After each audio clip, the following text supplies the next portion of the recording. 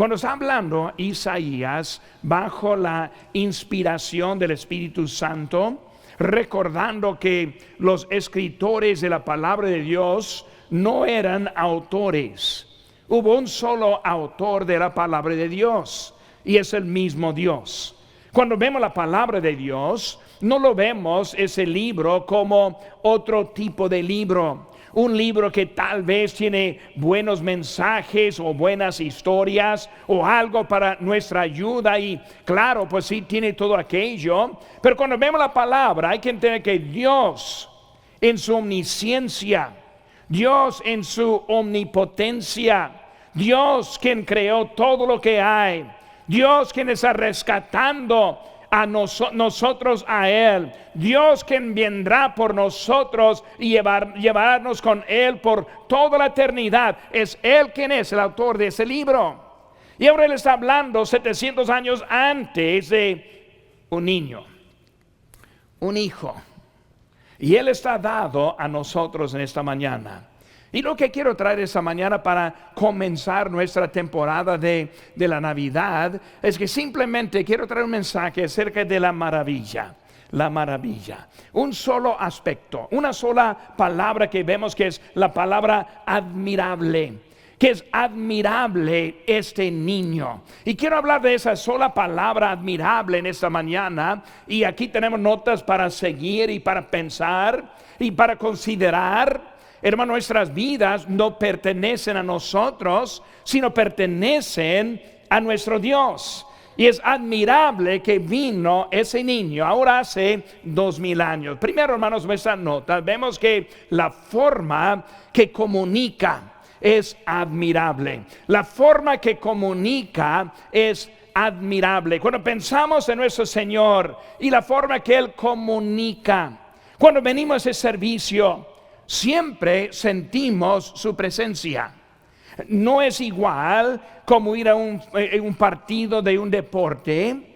No es igual para ir a un concierto. No es igual para una plática de partido, sino que estando en la iglesia es un momento para estar en la presencia de Dios. ¿Por qué? Porque Él nos comunica. En esta mañana debemos sentir su presencia. Si acaso está alguien aquí que no ha conocido a Cristo todavía, le va a faltar esa comunicación, pero la puede tener en esta mañana, porque Él nos quiere comunicar. Es nuestro Salvador. Él vino por nosotros. Y vamos a pensar un momento en la forma que Él comunica. Yo tengo varios textos que están allí. No sé si voy a poder leer a todos, pero hubo algunos textos yo quería que tuvieran en sus manos, que podrían pasar hasta tal vez en la tarde, que podrían hablar tal vez con sus hijos en la noche, para que ellos también aprendan que Dios quiere comunicar con nosotros. Y Él comunicó en los tiempos pasados. Y cuando vemos a este texto es un ejemplo de cómo Dios comunicó con nosotros a través de los tiempos pasados. Inciso A, en los tiempos pasados. Juan capítulo 7:46 nos dice: los alguaciles respondieron: jamás hombre alguno ha hablado como este hombre. Ellos reconocieron que como Él hablaba era algo distinto. Como Él nos habla es algo distinto. Como Él nos da instrucción en nuestras vidas es algo distinto. Es lo que Dios quiere hacer en nuestras vidas. Jamás ha hablado uno como este niño. En los tiempos pasados, inciso A, Hebreos 1:1 dice: Dios, habiendo hablado muchas veces y de muchas maneras en otro tiempo a los padres por los profetas. Cuando abrimos la palabra de Dios y el Antiguo Testamento, hermanos, el Antiguo Testamento se aplica a nosotros también. Cuando hablamos de la palabra de Dios, no solo es su parte favorita, sino que toda la Escritura es inspirada por Dios y útil en nuestras vidas. Cuando abrimos el libro de Génesis y vemos la forma que Él creó a este mundo, cuando vemos lo que Él hizo por nosotros, todo eso es Dios comunicando con nosotros. Isaías Mismo libro, capítulo 7, versículo 7 dice: por tanto, Jehová el Señor dice así: no subsistirá ni será. Y luego empezó a hablar acerca de Jehová el Señor dice así. Jehová el Señor dice así. Hermanos, cuando predico la palabra de Dios, una forma que quiero predicar es: Jehová nuestro Señor dice así. Cuando yo estoy predicando el evangelio, no es mi opinión, no es algo que algún hombre pensó, inventó, sino que es Jehová hablando. Él dice así. Y debemos entender que cuando Dios habla, Él habla. Cuando Él nos habla, Él quiere cambio. Cuando nos habla, está agarrando nuestra atención. Él quiere algo en nuestras vidas. Y desde los tiempos pasados vemos como Dios hablando. Adán y Eva, no pensando en su vida antes de la caída. Qué tiempo tremendo. Paseándose, caminando con el Señor. Paseándose para nosotros entendemos esa palabra. Yo me dio cuenta de esa palabra cuando vivía en el pueblo de Guerrero, Chihuahua, una ciudad pequeña que hay en la sierra de Chihuahua, pero paseándose. Y yo aprendí esa palabra muy pronto, muy temprano, cuando estuve aprendiendo el idioma. ¿Qué están haciendo los jóvenes? Están paseándose. Ahora en ese pueblo significaba que andaban en sus carros y luego algunos casi empujando por ahí estuvieron sus carros, ese viejito como sea, y luego anduvieron en la calle para un lado y luego dando vueltas regresando al otro lado, y así haciendo un círculo, paseándose, no haciendo nada, pero nada mal tampoco. Mejor pasearse que robar, ¿verdad? Mejor en ese sentido, pero paseándose. Cuando pensamos de Dios con Adán y Eva, simplemente paseando, comunicando.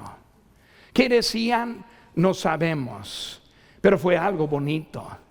Ellos en su presencia en ese momento, hablando como Dios, comunicando con ellos.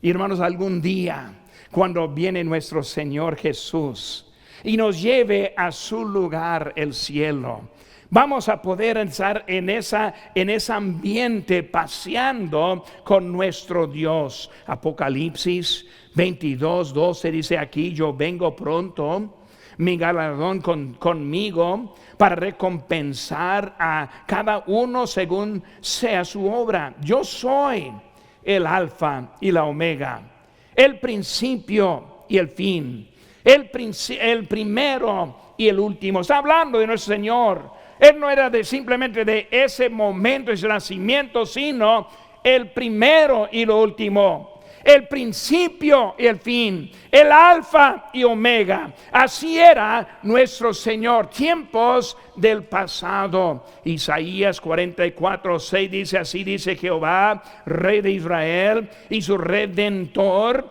Jehová de los ejércitos: yo soy el primero y los postreros, y fuera de mí no hay Dios. Hablando la misma frase que vemos en Apocalipsis.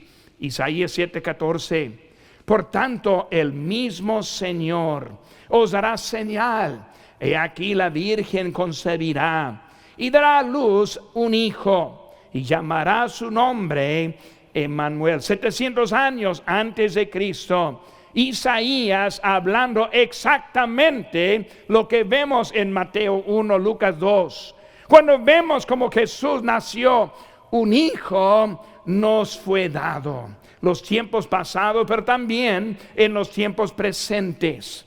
Como vimos ahorita de Hebreos capítulo 1:1, hablando de maneras en otros tiempos, vemos ahora en versículo 2: en estos postreros días nos ha hablado por su Hijo, a quien constituyó heredero de todo y por quien asimismo hizo el universo. Estos postreros días está hablando de que nos ha hablado por su Hijo. Ahora en Hebreos, cuando fue escrito el libro de Hebreos, aquí ahora, Cristo ya había vivido, ya había ido a la cruz. Él ya se había ascendido. Eso a la diestra del Padre, pero está hablando ahora en esos postreros días, hablando por su Hijo. Cuando abrimos, hermanos, la palabra de Dios, es la palabra de Jesús quien está hablándonos. Cuando abrimos el Nuevo Testamento y cada vez que vemos la letra en rojo, entendemos que eran las palabras de Jesús hablando a nosotros mismos. Ya no buscamos profetas. Ya no necesitamos otros que están intercediendo por nosotros.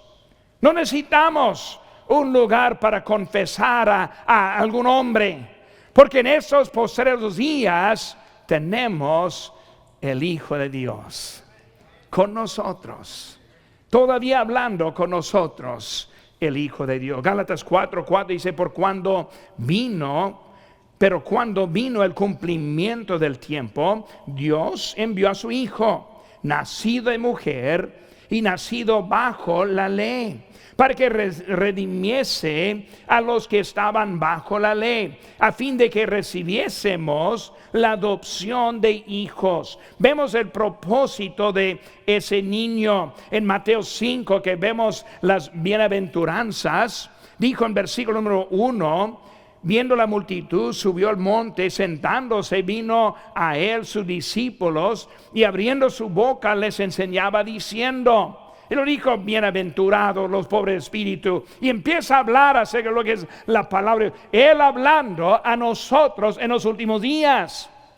Gracias a Dios por el Creador. Gracias a Dios por lo que tenemos del Antiguo Testamento, pero hoy en día tenemos la mera presencia del Hijo de Dios aquí con nosotros.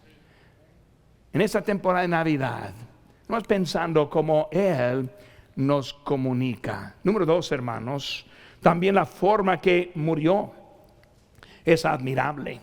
La forma que murió es admirable.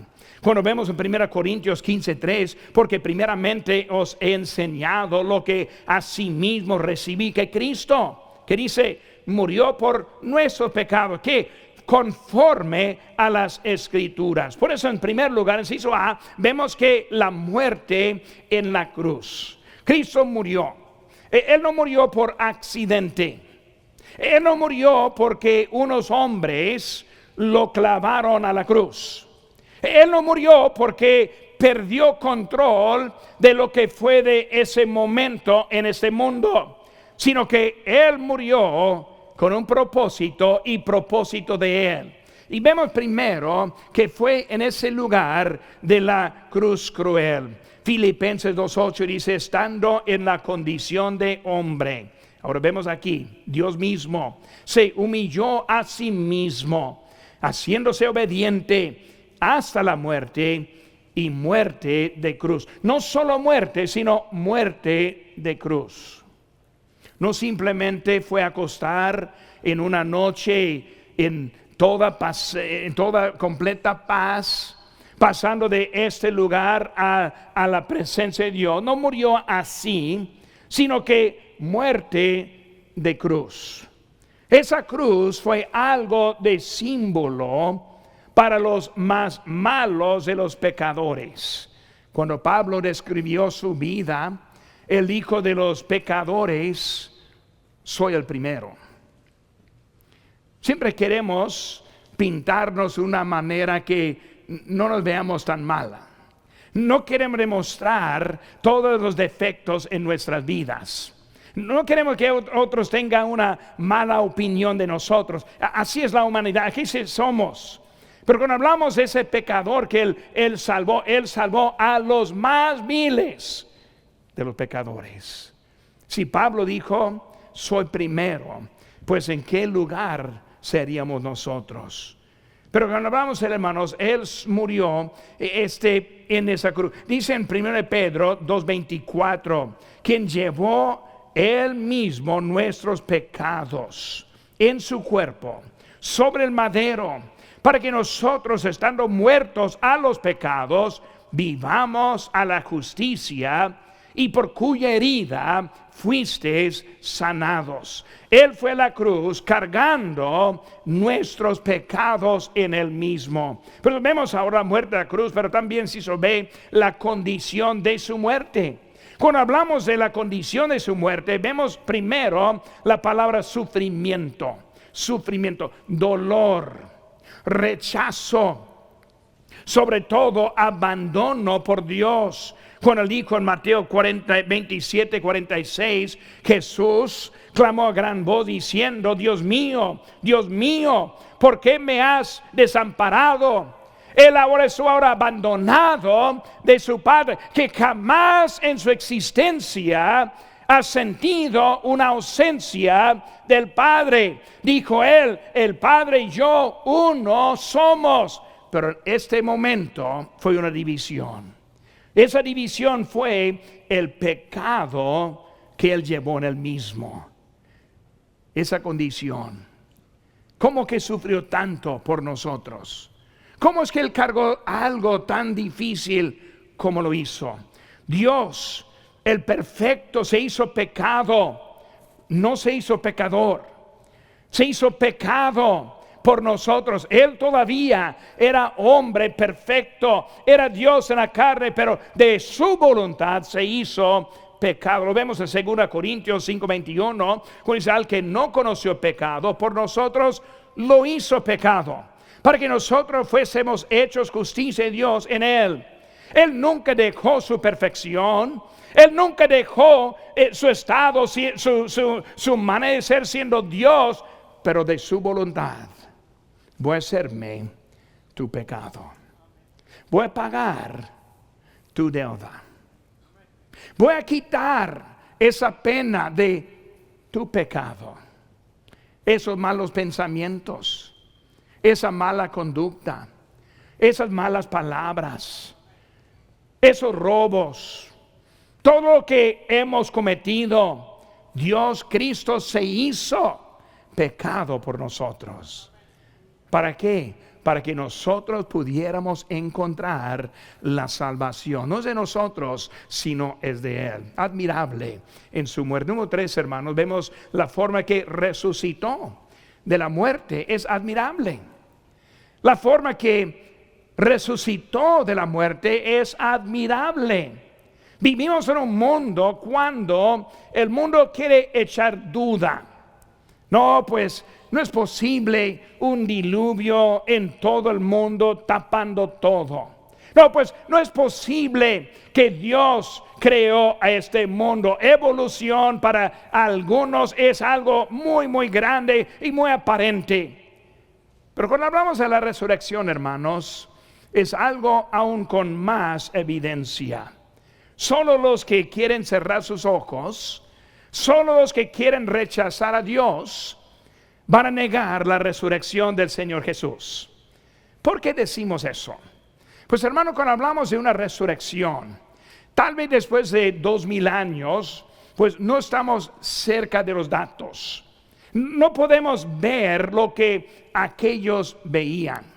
Pero hay que entender que en los primeros cientos de años no hay ningún libro escrito acerca de que Cristo era mentiroso y que no resucitó. Ninguno decía eso.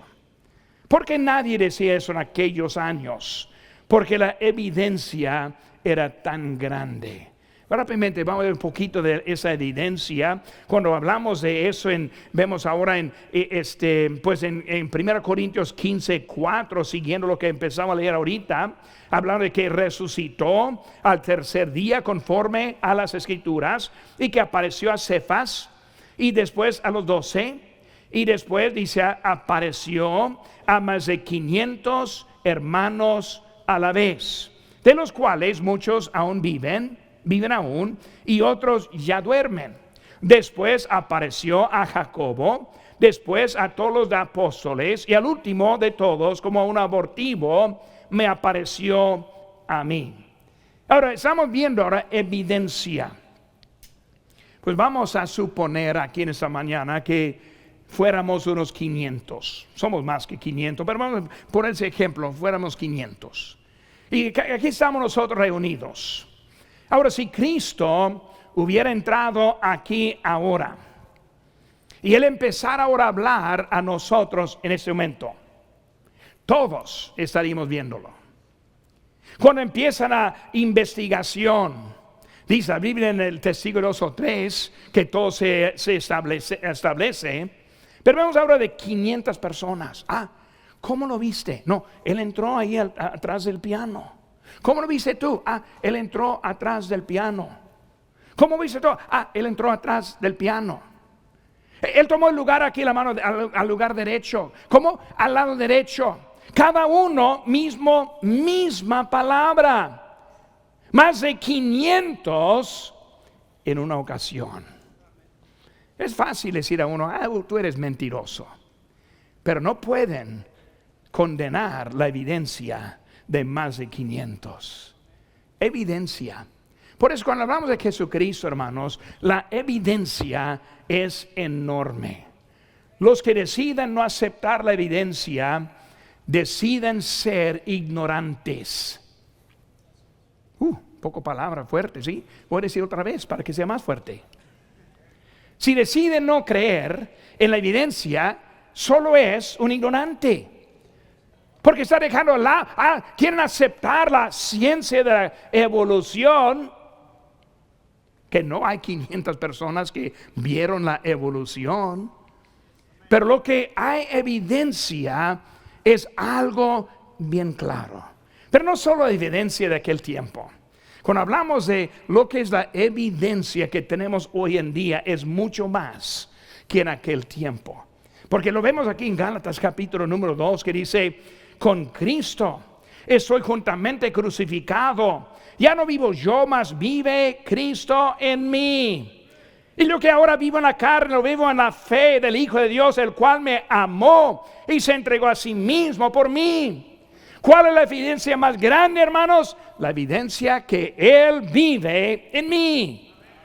Él comunica conmigo. Yo siento su presencia. Él me da su dirección. Él me sostiene. Él está conmigo. Hermanos, es el testimonio de cada creyente hoy en día. Evidencia. Si quieres ser un tonto, está bien. Un ignorante, está bien.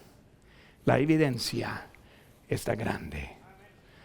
No puedo explicar cómo Dios ha hecho lo que ha hecho en nuestras vidas. Es la evidencia de nuestro Señor. También vemos en inciso B, su vida es eterna. Su vida es eterna. Dice allí en Hechos 1:9, y habiendo dicho esas cosas, viendo ellos, fue alzado. Y le recibió una nube y le ocultó de sus ojos. Cristo resucitó a otros, pero cada uno volvió a morir. Doctores han salvado la vida de muchos, pero de una manera total, porque más adelante van a morir. Nadie puede escapar la muerte. Pero cuando vemos a Cristo, se ascendió en la gloria, las nubes. Imagínense viendo ese momento de Cristo. Es eterno. Con Él no hay fin, pero tampoco con Él no hay principio. Cristo no comenzó en la cuna, no comenzó en ese pesebre. Él comenzó desde antes, desde la eternidad ha existido nuestro Salvador. Eterno, eterno. Nosotros servimos a un Dios eterno. Número 4, hermanos. Vemos la forma que salva. Es admirable. La forma que salva es admirable. Dice la palabra de Dios en Romanos 6:23. Porque la paga del pecado es muerte, mas la dádiva de Dios es vida eterna en Cristo Jesús, Señor nuestro. Salvos de las consecuencias del pecado. Salvos de las consecuencias del pecado. Su pecado genera la muerte. Ahora, no estoy hablando de la muerte física, estoy hablando de algo mucho más peor: la muerte espiritual. Nosotros somos seres eternos. Tenemos principio, pero no tenemos fin. El alma que tenemos es un alma eterno. No vamos a, cuando dejamos de vivir aquí en este cuerpo, el alma sigue. Cuando hablamos ahora de lo que está hablando la muerte, es la muerte espiritual. Al final de este mundo hay solo dos lugares: el cielo o el infierno. No, pero pastor, yo creo en un purgatorio. Bueno, pues hay que buscar bien en la Biblia, porque no existe un purgatorio.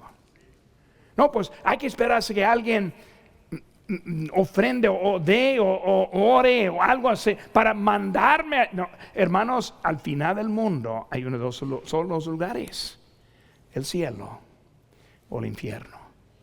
Y este texto está describiendo los dos: la muerte, el infierno. La dádiva de Dios es vida eterna, el cielo. Tenemos una decisión en nuestras vidas a donde podemos ver, es la salvación, admirable la salvación. Ahora, si yo fuera Dios, y es hasta mal decir así, pero si yo fuera Dios, tal vez yo diría, pues vamos a llevar a los buenos al cielo, los malos vamos a mandar al infierno. Ahora, ¿cómo vamos a definir el bueno o el malo? O tal vez vamos a tener solo los sinceros al cielo y los sinceros al infierno. Pues no hubo sinceros religiosos más sinceros que los terroristas de las Torres Gemelas. Tanta sinceridad que ellos manejarían un avión a su muerte al lado de una torre. Si fuera sinceridad, dudo que haya a alguien aquí con más sinceridad que ellos tuvieron. Por la sinceridad no podemos contar, la maldad difícil medir. Por eso Dios ahora va a dar la vida eterna a todos, solamente por confesar en Él, solamente recibir el regalo de Él. Él pagó por aquellos terroristas, Él pagó por los robacarros, Él pagó por los malhechadores, Él ahora está pagando para todos. Es la manera más admirable que Dios está haciendo en eso. Dice en Hechos 16:31, ellos dijeron, cree en el Señor Jesucristo y serás salvo, tú y tu casa. Podemos tener esa salvación, salvos de la consecuencia y también salvos de la condenación. Romanos 8:1 dice, ahora pues ninguna condenación hay para los que están en Cristo Jesús, los que andan conforme a la carne, los que no andan conforme a la carne, sino conforme al Espíritu. Ninguna condenación hay. No hay manera para perder su salvación, no hay manera para estar alejado de Dios, porque Cristo nos salva de esa condenación. Romanos 5:9, pues mucho más, estando ya justificados en su sangre, por Él seremos salvos de la ira de Dios que está sobre este mundo, no será sobre el creyente en Cristo Jesús. Admirable. Cuando habla en Isaías capítulo 9, empieza con la palabra admirable. Admirable en la forma que comunica, admirable en la forma que murió, admirable en la forma que resucitó, admirable en la forma que salva. Y luego también número 5, la forma que vendrá es admirable. La forma que vendrá es admirable. Como cristiano y como creyente, siempre pensamos qué suave caminar y ver donde Cristo estuvo. Hace unos pocos años tuve el privilegio de ir a Israel a conocer donde caminaba Jesús, donde oraba en el huerto de Getsemaní.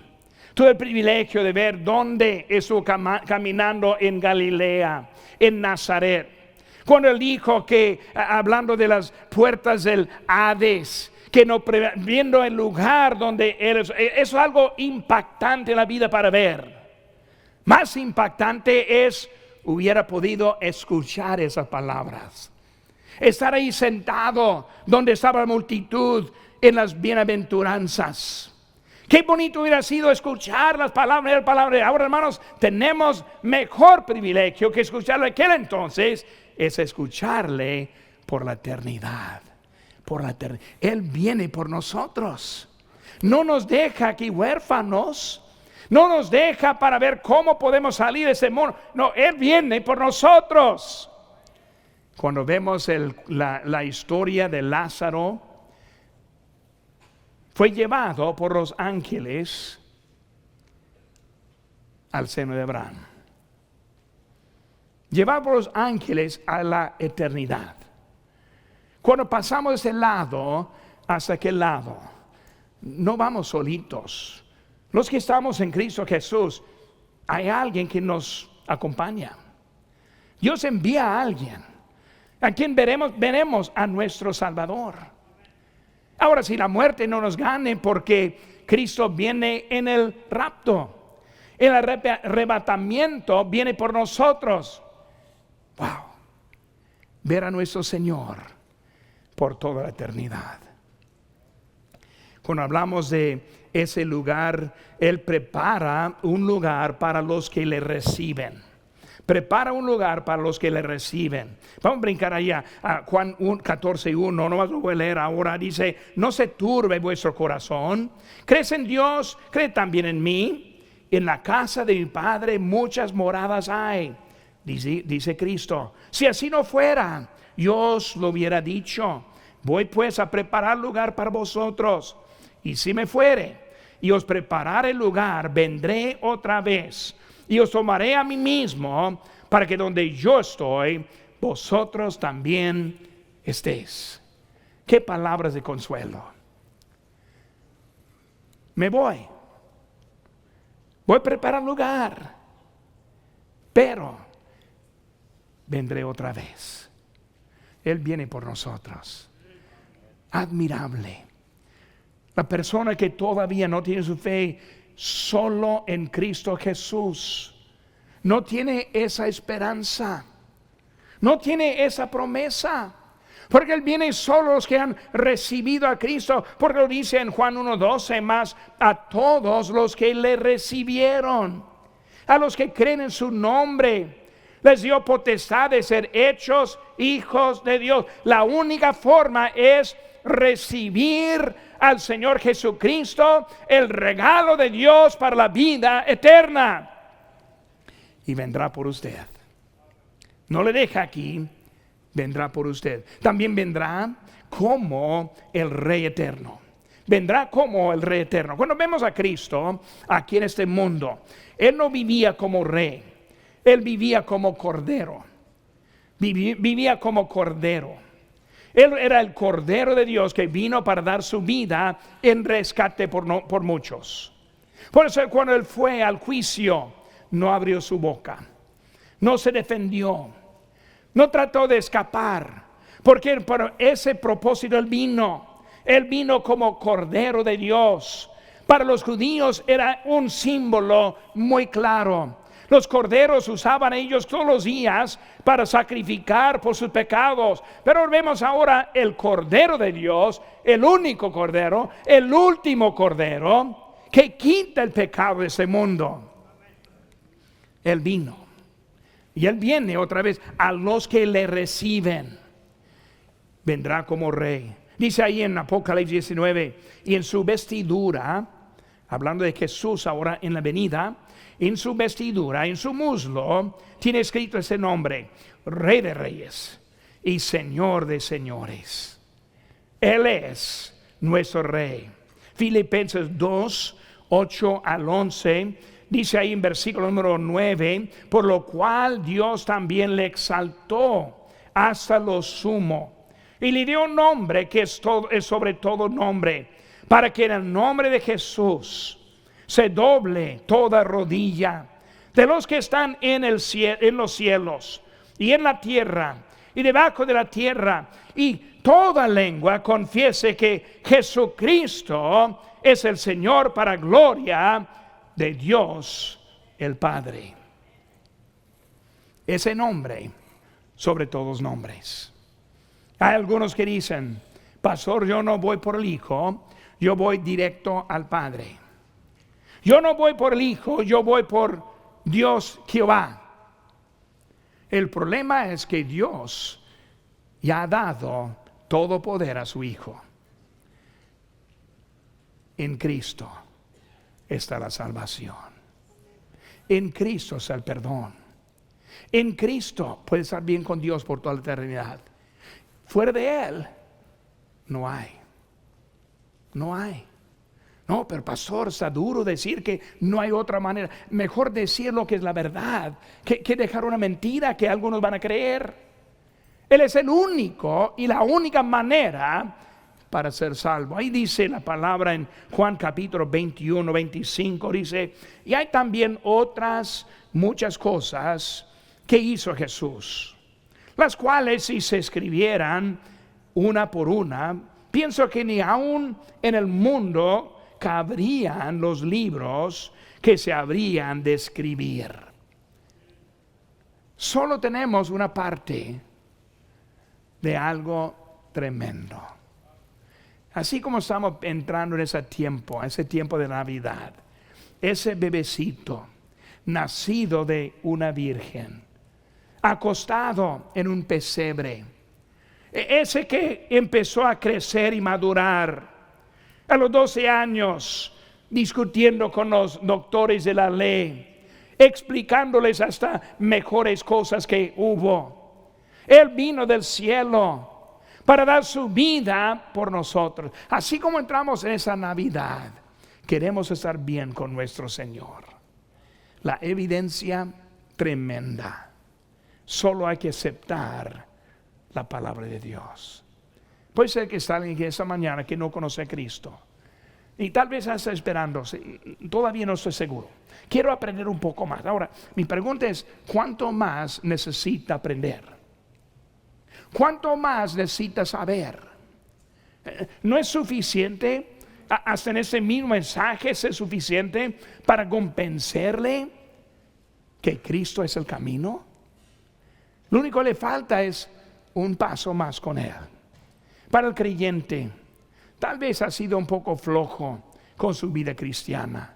Servimos a un Dios nacido de una virgen que vive, que nos equipa, quien está bendiciéndonos, quien quiere usarnos, pero muchas veces no lo vemos tan admirable.